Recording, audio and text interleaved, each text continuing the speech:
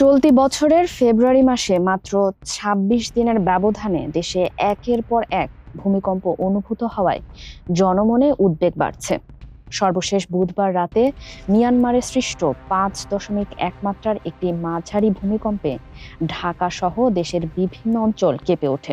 আবহাওয়া অধিদপ্তরের তথ্য অনুযায়ী রাত ১০টা ৫১ অনুভূত এই কম্পনের উৎপত্তি স্থল ছিল মিয়ানমারে এবং ভূপৃষ্ঠের প্রায় ১২৯ কিলোমিটার গভীরে। মাত্র ১৩ ঘন্টার ব্যবধানে দুবার ভূকম্পন অনুভূত হয়। কক্সবাজার ও এর আশেপাশের এলাকায় কম্পন তুলনামূলকভাবে বেশি অনুভূত হয়।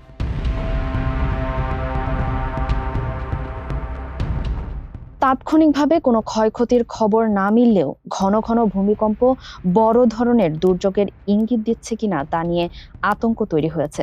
বিশেষজ্ঞরা বলছেন, বাংলাদেশ ভারতীয় ও ইউরেশীয় টেকটনিক প্লেটের সংযোগস্থলে অবস্থান করায় ভূমিকম্পের ঝুঁকি স্বাভাবিকভাবেই বেশি।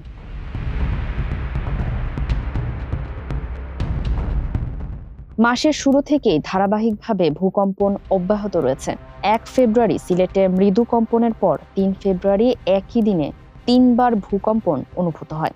এর মধ্যে সাতক্ষীরার কলারোয়ায় ৪.১ মাত্রা এবং মিয়ানমারে ৫.৯ ও ৫.২ মাত্রার দুটি কম্পন ছিল। এরপর ৯ ও ১০ ফেব্রুয়ারি সিলেটে আরও দুবার এবং ১৯ ফেব্রুয়ারি সুনামগঞ্জের ছাতকে ৪.১ মাত্রার ভূমিকম্প অনুভূত হয়। সব মিলিয়ে ২৬ দিনে ৮বার কেঁপেছে বাংলাদেশ।